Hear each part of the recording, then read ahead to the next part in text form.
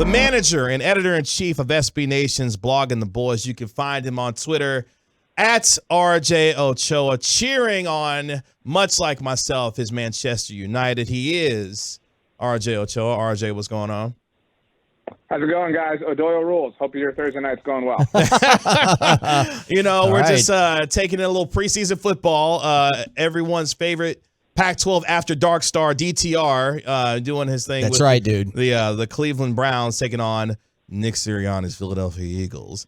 As the Cowboys get ready to take on Seattle on Saturday. RJ, what has just been, if you could give me one word to describe Dallas Cowboys training camp as an experience, it would be what in 2023? I think it'd be delightful. I don't know if I'm supposed to stop after the one word, but it's kind of been, pleasant. It's been great.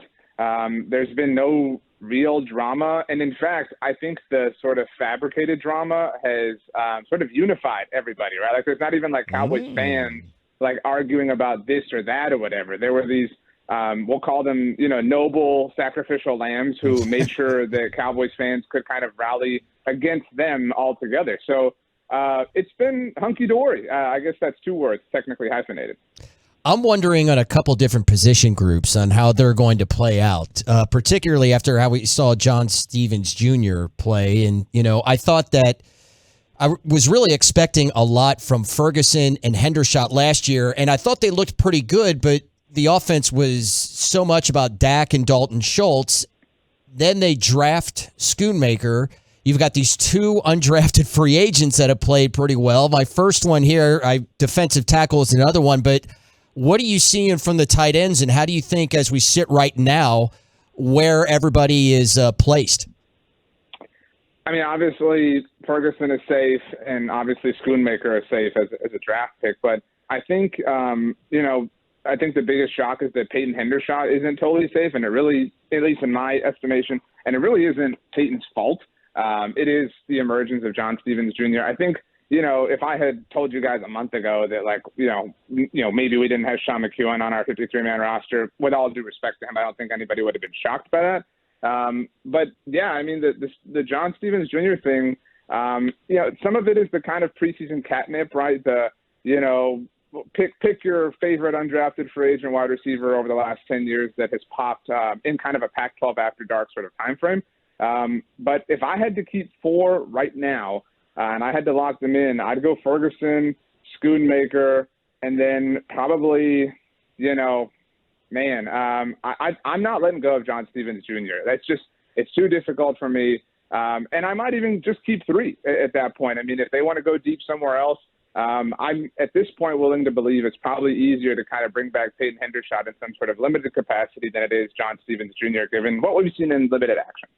Neville Gallimore right now, is this the odd man out when we look at the interior of the defensive line? I know you guys remember there was like the drama with him or whatever it was like last year. This is kind of the beginning of the writing on the wall. I think that he was probably put on notice a little bit the moment Mozzie Smith was drafted, just from a numbers perspective. And so, yeah, I mean, and the math of it also is, he's entering the final year of his contract, and so his rookie deal. And so it's like, well, if he walks, I mean, is it really the end of the world, end of the road, for us in a long kind of term capacity? No, I think he's probably a guy that you can afford to let go. I mean, it is, amazing that we're sitting here, wondering about a player like Neville Gallimore, who is very talented. It just speaks to the quality of players the Cowboys have accumulated in a bit of a hurry here, that they have so many bodies that we're fascinated by, because it's not even just that you have so many defensive tackles. It's the way, they utilize them. I mean, they're putting DeMarcus Lawrence in the middle there with his hand on the ground. So you really are kind of running out of room for players like Neville at this point. RJ Ochoa of SB Nation's Blog and the Boys joining us here on the Get Right with Reggie KG here on 105.3 The Fan. Obviously, CeeDee Lamb is really good at football. Yeah, he's really good at football. Sorry, I was going to finish that for you. Michael Gallup and Brandon Cooks, your top three wide receivers. Are you ready to believe in the Jalen Tolbert experience? I personally wasn't at first. I spent a week in Oxnard, and it was the second full week.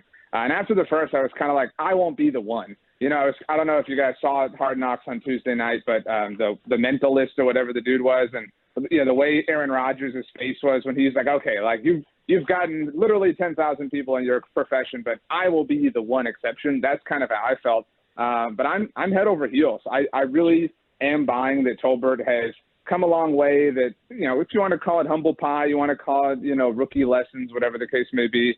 I've just been so impressed with him. He's said all the right things. He's done all the right things. And he has kind of the big brother encouragement of the players around him. And so, yeah, and I know the take is floating around, Cowboys Twitter, that maybe he supplants Michael Gallup as kind of the team's third option by season's end. I'm at a place where I don't necessarily – I'm not ready to buy that stock. But if you guys want to, I'd be like, hey, that's you could spend your money in worse ways. And so Jalen Tolbert is coming for it all in 2023. That mentalist is an alien. Oh, yeah. I'm going to call that right now. For sure. I mean, I tweeted this out there. I'm like, watching that, I'm going, this is how? I don't know. It was weird. I think that maybe aliens probably out there. Like, how can we be the only ones on Earth? I didn't know if I'd actually seen one until I watched The Mentalist. Speaking of Michael Gallup, I think we could tell last year that it does happen with some athletes following an ACL injury, that it does take them, another full year to get back to what they were athletically prior to the injury. From what you saw in Oxnard, would that fit with Gallup? Is he looking more like the old Michael that we saw before?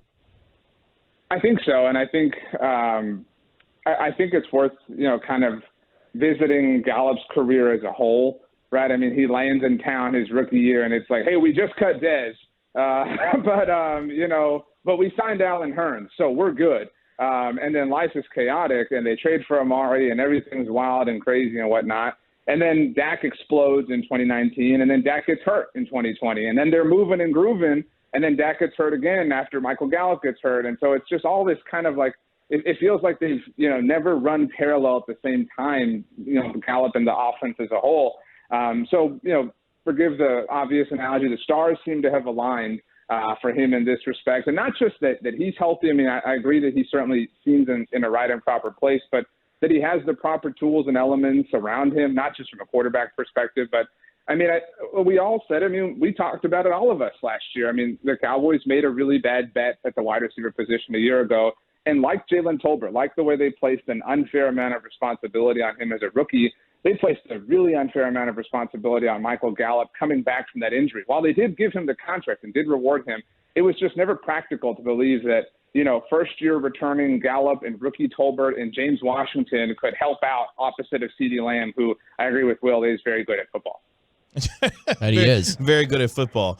RJ, when you look at this defense, obviously Micah Parsons has been wrecking everything in his path, and the chippiness that we've seen as practice ended, yesterday and now going forward for the rest of this season. How far do you believe this defense can take this Cowboys team this season? I mean, it's difficult to say anything shy of the distance, and the distance looks different every year, right? But a year ago, I certainly didn't believe. A year ago, my mantra was regression of the mean. They're absolutely going to regress. There's no way that they're going to have as many takeaways in 2022 as they did in 2021. And they did, despite the fact that Trayvon Diggs lost 8 interceptions. And so, I mean, the fact that they were the first team to do that since, the 1970 Pittsburgh Steelers, they are already a historical exception. So they're already kind of defying odds in that way. And that obviously makes doing it again all the more improbable. But they've got, the third worst defensive player in the NFL on his worst day. They've got an incredible pass rusher opposite of him in DeMarcus Lawrence. They've got one of the best corners in the NFL. I mean, they have all the tools, and then they have the best chef in the world. They have that dude. They have the bear running the defense in Dan Quinn. It stands to reason that they will be the best defense in the NFL. They've been flirting with it long enough at this point. This is the best Cowboys defense since when, RJ?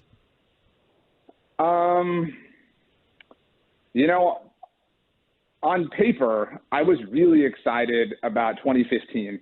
And I know that nobody. I know there were mixed emotions about the Greg Hardy signing, but that was when DeMarcus Lawrence was kind of like coming along, and Byron Jones had just joined the fold, and Mo Claiborne was still kind of hanging on, and Brandon Carr. Like you kind of felt like they had potential, and they had all those sacks, and that was when Rolando McClain played out of his mind. Yeah, and so like you kind of felt like that was getting better as they went along. But on paper, I mean, they looked so good in 2008. And that was when I really thought they were going to – and they had obviously just lost the division round the year before. I mean, they had Terrence Newman kind of at the peak of his powers. They had Roy Williams and would later add another. Obviously, DeMarcus Ware and Anthony Spencer not in his rookie year anymore. I mean, they were great. That defense was so good. Aiken Adele, they had just – even the role players were really, really, really talented. And so – but other than that, I mean – people forget the 92 Cowboys were the number one defense in the NFL. I hate to be like, oh, this is the best team since the 90s guy, but it's up there when you look at just kind of what they're working with in terms of the ingredients. Yeah, Brian Broaddus said the same thing. I asked him this question last Saturday because to me, I honestly do feel it is the best one since the 90s when you had Haley come over and, what was already, a pretty good defense.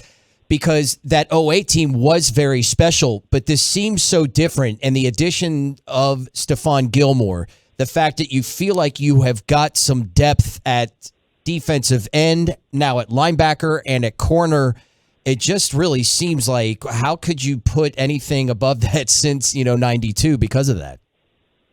Yeah, I mean, again, just from a talent perspective, they're there, but I think where I agree that they're different, sometimes in sports, and like they probably won't win the Super Bowl, right? And so like all this is just like, romanticizing the subject, for no reason. Like we're just wasting time at the end of the day. But like I do believe that there is something to having lost, right? Like this is a young team that has, tasted the perils that the NFL has to offer. Now, I'm amazed that none of them have ever posted an Instagram photo watching another team celebrate, winning the playoff game that they happen to lose.